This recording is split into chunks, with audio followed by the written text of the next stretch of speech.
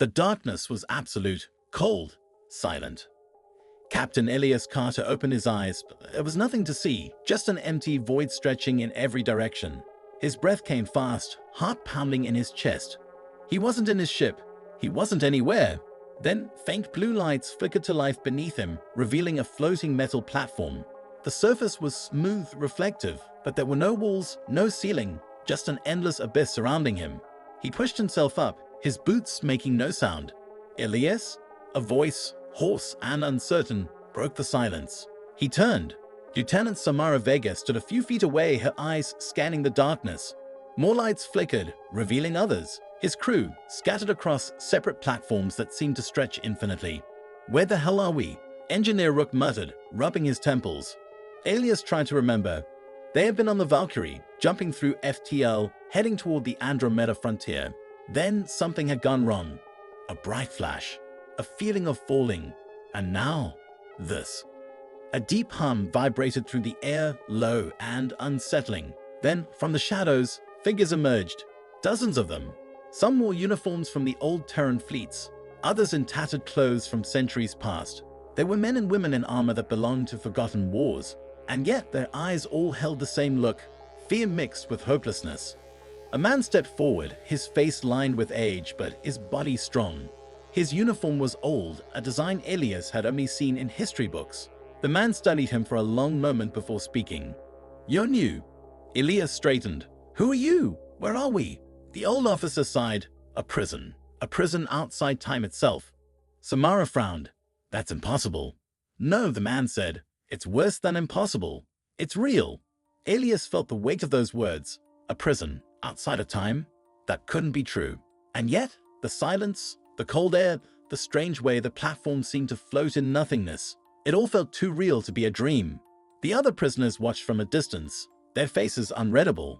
Some looked curious, others indifferent, as if they had seen newcomers many times before. Rook clenched his fists. "If this is a prison, who's running it?" The old man gave a grim smile. "Not who. What?" Before Elias could ask more, a loud metallic clang echoed through the void. A heavy, rhythmic sound growing closer. The prisoners stiffened. Some backed away, disappearing into the shadows. Then it appeared. A towering figure of metal and darkness, moving with unnatural precision. It had no face, only a smooth, featureless mask that shimmered like liquid glass. Strange symbols glowed across its body. Elias felt something cold crawl up his spine. The old man spoke quickly. "Don't move. Don't speak. If it doesn't notice you, you might live." The mechanical being scanned the platform, its body humming with energy. Elias held his breath as it turned its head slightly, as if listening for something unseen.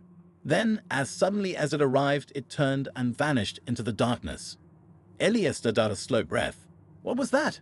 The old man's voice was quiet. "A watcher. The guardians of this place. If it had seen you, you would be gone. Erased from time itself." Rook scowled. "That's ridiculous." The old man only shook his head. "You'll see soon enough." Elias glanced at his crew. They were trapped in a place that shouldn't exist, with creatures that shouldn't be real. One thing was certain, if this was a prison, they needed to find a way out. Elias sat on the cold metal platform, trying to steady his breathing. His crew was close, their expressions tense. No one spoke for a long moment. The old man had called this place a prison, but that didn't explain how or why they were here. Samara broke the silence. "Captain, we need answers." Elias nodded and turned to the old officer. "Who are you?" The man studied him, then exhaled slowly. "Admiral Richard Hale, Terran Defense Fleet, year 2267. Elias froze. That was impossible. 2267. That was over 200 years ago. Hale gave him a tired look. "Time doesn't work the way you think it does here."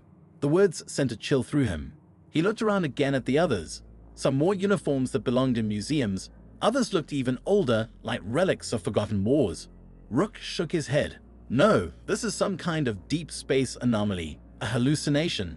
Maybe a shared dream." Hale's jaw tightened. "I thought the same thing, once. Then I watched people disappear. No body, no remains. Just gone." A sharp metallic clang echoed through the darkness. The watchers were moving again. Their heavy, precise footsteps rang out like a countdown. Hale's voice drew up to a whisper. "We have to move. Now." He motioned for them to follow, stepping carefully across the floating platforms.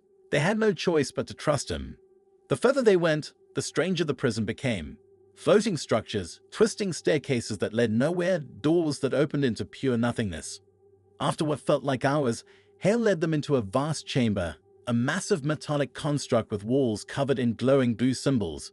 They pulsed like a heartbeat. "This is where it begins," Hale said. "The answer to why we're here." Elias stepped closer, watching the symbols shift as if they were alive. "What do they mean?" Hale's face was grim. "They're a warning. The ones who built this prison weren't our enemies." He turned to them, his voice firm.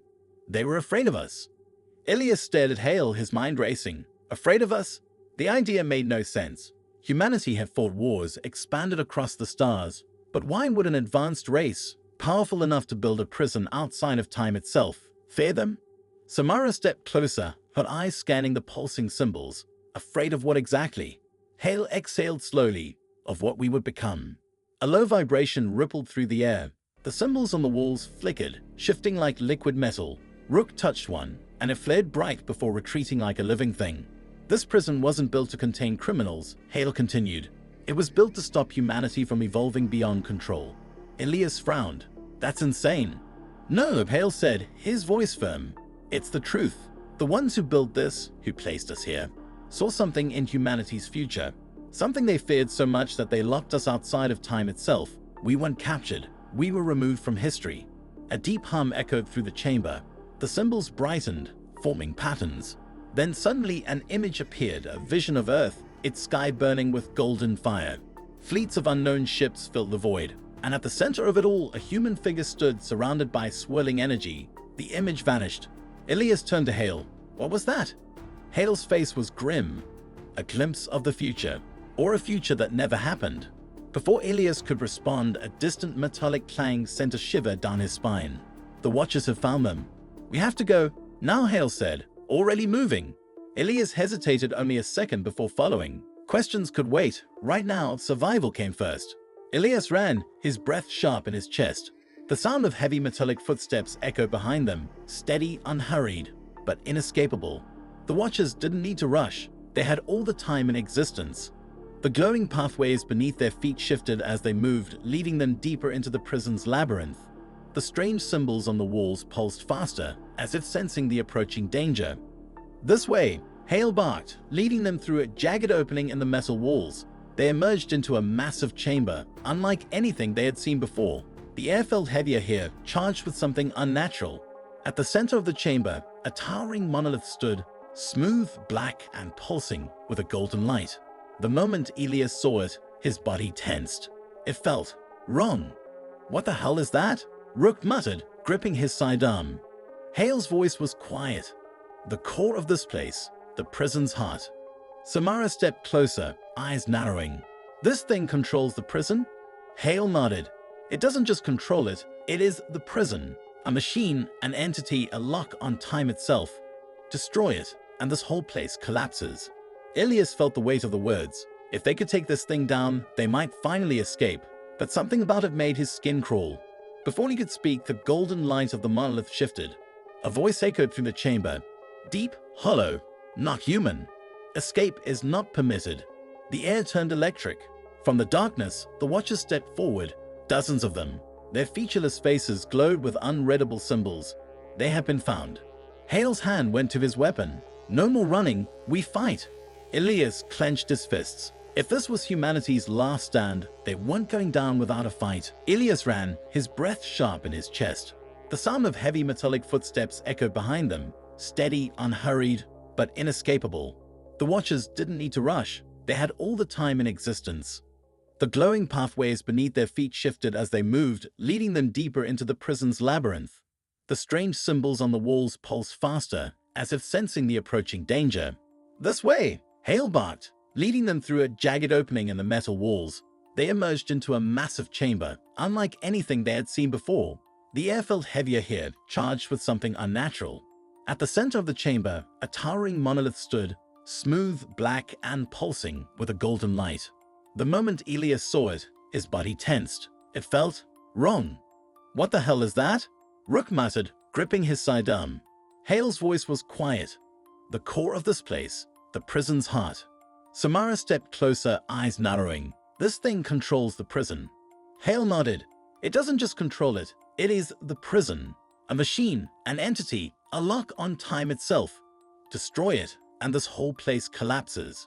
Ilias felt the weight of the words. If they could take this thing down, they might finally escape. But something about it made his skin crawl. Before he could speak, a golden light of the monolith shifted. A voice echoed through the chamber. Deep, hollow, not human. Escape is not permitted. The air turned electric. From the darkness, the watchers stepped forward, dozens of them. Their featureless faces glowed with unreadable symbols. They had been found. Hale's hand went to his weapon. No more running, we fight. Ilias clenched his fists. If this was humanity's last stand, they weren't going down without a fight.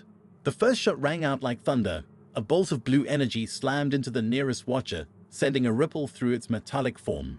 But it didn't fall. It didn't even flinch. Damn it, Rook cursed, firing again. The shots barely slowed the advancing machines. Ilias pulled Samara behind a jagged piece of metal as a beam of golden light sizzled past them, scorching the ground where they had stood. The watchers weren't just here to capture them. This time, they meant to erase them. Hale gritted his teeth. We need to get to the monolith. If we shut it down, they go with it. The chamber trembled. The golden light at the core of the prison pulsed harder, responding to the battle. It knew they were trying to break free. Ilias looked at the approaching watchers. There were too many. They had seconds before they were overwhelmed. Go, he shouted. We'll cover you. Hale didn't hesitate. He sprinted toward the monolith, dodging a barrage of energy blasts. Samara and Rook followed, laying down fire. Ilias turned, gripping his weapon tighter. He fired at the nearest watcher, aiming for the glowing symbols on its body. This time, the machine staggered. They got a weak spot. He yelled, hit the markings. Rook adjusted his aim. His next shot struck true, and the watcher collapsed, its body flickering before vanishing into thin air. One down, too many left. At the monolith, Hale reached into his belt and pulled out a small device. A pulsed detonator. He placed it against the dark surface of the prison's heart. The monolith shuddered. The symbols along its surface began to twist, changing, fighting against the intrusion. The voice from before returned, louder now, filled with something that almost sounded like desperation. You don't understand. The lock is for your protection. The watchers surged forward, desperate to stop them. Ilias didn't care. Blow it now, he shouted. Hale slammed his fist against the detonator. For a moment, nothing happened. Then the entire world began to crack apart. A deep, shattering boom echoed through the prison. The golden glow of the monolith flickered, its surface cracking like fractured glass. The entire structure trembled, and for the first time, the watchers hesitated. Ilias braced himself as the ground beneath him warped, shifting unnaturally. Time itself was unraveling. Hale staggered back from the monolith, gripping his side. It's destabilizing, but it's not breaking fast enough. The voice returned, but now it was distorted, erratic, less like a warning and more like a plea. If the lock fails, the future you fear will awaken. The watchers turned their featureless faces toward the collapsing monolith. For the first time, they weren't moving to stop the humans. They were afraid. A blinding white light erupted from the core of the prison. Ilias shielded his eyes as a rush of images flashed through his mind, visions of a future never lived. Humanity, standing on the ruins of alien empires. A single figure surrounded by golden fire, bending time itself. A wall so vast it stretched beyond the stars. Then the visions shattered, and Ilias was thrown backward. The prison was collapsing. The platforms crumbled, floating in a void that stretched endlessly. The watchers, once invincible, flickered and distorted, their forms breaking apart. Samara grabbed Ilias' arm. We have to go now. Hale pulled a small device from his belt, an emergency beacon. If time is breaking, that means the barriers are weak. This might be enough to get us out. Ilias didn't hesitate. Do it. Hale activated the beacon. A pulse of energy rippled outward. For a brief moment, a rift opened, a swirling tear in reality, showing a glimpse of deep space beyond. Their way out. But behind them, the monolith let out one final pulse. You don't understand. He is coming. Then the prison collapsed. Ilias didn't look back. He jumped into the rift, his crew right behind him. The void swallowed them whole. Ilias felt like he was falling through infinity. Light twisted around him, colors bleeding into each other. The void screamed. Then, silence. A cold metal floor slammed into his body. He gasped, rolling onto his back, sucking in deep breaths. The scent of recycled air filled his lungs. Artificial oxygen. Ship grade. A voice? Captain? Samara. He turned his head and saw her beside him, coughing. Rook groaned nearby, pushing himself up.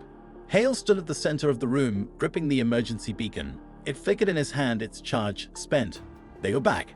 Ilias forced himself to sit up, taking in their surroundings. They were on a ship, not the Valkyrie, but something similar. The hum of an FTL drive thrummed beneath them. The walls bore markings he didn't recognize. A door slid open. Armed figures stormed in, weapons raised. Their armor was sleek, unlike anything Ilias had ever seen. Advanced, dangerous, but what caught his attention was the symbol on their chest plates. It was human. One of the soldiers stepped forward, lowering his weapon slightly. His eyes scanned them with cold calculation. Identify yourselves. Ilias hesitated. Captain Ilias Carter, Terran Fleet. Who the hell are you? The soldier didn't react. What year is it? Ilias felt a chill crawl up his spine. 2487. The soldier's jaw tightened. He turned to his team, muttering something into his comm. Then he looked back at Ilias and said, "You're 2,000 years late." The words hit like a hammer. Ilias exchanged a stunned look with his crew. 2,000 years. That was impossible. Hale exhaled sharply. The prison didn't just hold us. It erased us. Before Ilias could respond, alarms blared through the ship. A distant rumble shook the walls. The soldier's expression darkened. "He's here." Ilias clenched his fists. "Who?" The soldier's face was grim. The one they built the prison for. A deep vibration filled the air, growing stronger. Outside the ship, space itself began to burn.